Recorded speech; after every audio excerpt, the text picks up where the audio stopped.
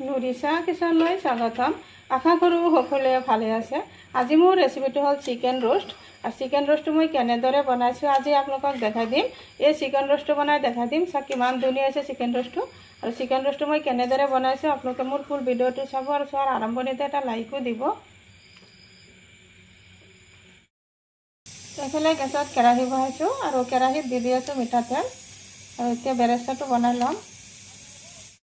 তেল গৰম হৈ গ'ল। তেলত দি আছোঁ দুটা দালচেনি টুকুৰা আৰু কেইটামান জালুক, দি দিলোঁ দুটা তেজপাত আৰু ইয়াতে দি আছোঁ পিঁয়াজ। ইয়াতে 250 গ্ৰাম পিঁয়াজ ভালদৰে বাকলি গুচাই দি এনেদৰে মিহিকৈ কাটি ল'লোঁ। এতিয়া বেৰেষ্টাটো বনাই ল'ম। এনেদৰে পিঁয়াজখিনি ভাজি লৈছোঁ। এয়া দেখা পাইছে ধুনীয়া গোল্ডেন কালাৰ এটা আহিছে।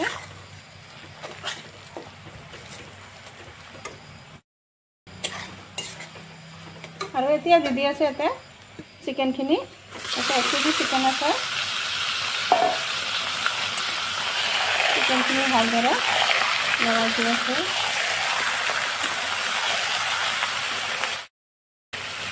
চিকেনখিনি ভালদৰে এনেদৰে বেৰেষ্টাৰ লগত এনেদৰে অলপ টাইম লৰাই দিলোঁ। আৰু ইয়াতে দি আছে ইয়াতে আদা, নহৰু আৰু কেঁচা জলকীয়া একেলগত পেষ্ট বনাই লৈছোঁ। গোটেইখিনি ইয়াতে দি আছোঁ। ভালদৰে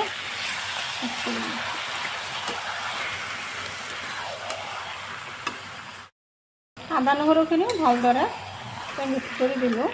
আৰু এতিয়া দি আছোঁ 1 চামুচমান হালধি গুড়ি আৰু দি আছোঁ 2 চামুচ জিৰা গুড়ি।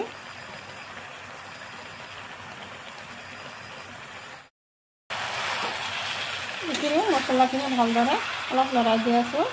আৰু ইয়াতে দি আছোঁ সোৱাদ অনুসৰি 1 চামুচমান নিমখ। নিমখখিনি ভালদৰে মিক্স কৰি দি আছোঁ। এনেদৰে চিকেনখিনি ভালদৰে মছলাৰ লগত এনেদৰে অলপ টাইম ভাজি ল'লোঁ। আৰু ইয়াতে দি আছোঁ 3টা টমেটো মিক্সাৰ জাৰত ধুনীয়াকৈ এনেদৰে পেষ্ট বনাই ল'লোঁ। এইখিনিও ভালদৰে অলপ ভাজি ল'ম।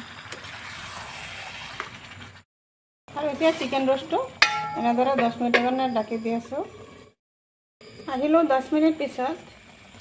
এয়া দেখা পাইছে চিকেন ৰোষ্টটো হৈ গ'ল। আৰু ইয়াতে দি আছোঁ অলপখিনি গৰম মছলা গুড়ি আৰু চিকেন ৰোষ্টটো আৰু এবাৰ লৰাই দি আছোঁ। আৰু মাজে মাজে আৰু 2-3 বাৰ মই লৰাই দিছোঁ। কিমান ধুনীয়া হৈছে চিকেন ৰোষ্টটো। এনেদৰে চিকেন ৰোষ্টটো ল'লে ভাত, ৰুটি, পৰঠা, পোলাও যিটোৰ লগত খোৱা যায় সেইটোৰ লগতেই ভাল লাগে। তাৰপিছত কালাৰটো কিমান ধুনীয়া হৈছে। ভালদৰে এনেদৰে লৰাই ল'লোঁ। এতিয়া চিকেন ৰোষ্টটো নমাই দিম। এয়া কিমান ধুনীয়া হৈছে। নিশ্চয় মোৰ ভিডিঅ'টো ভাল লাগিছে। যদি ভাল লাগে লাইক, শ্বেয়াৰ, কমেণ্ট কৰিব। প্লিজ এটা ছাবস্ক্ৰাইব কৰি কাষত থকা বেল আইকনটো প্ৰেছ কৰি দিব। আজি মোৰ ৰেচিপি এইখিনি। আকৌ আশা আছে কাইলৈ আৰু এটা নতুন ভিডিঅ' লৈ আহিম।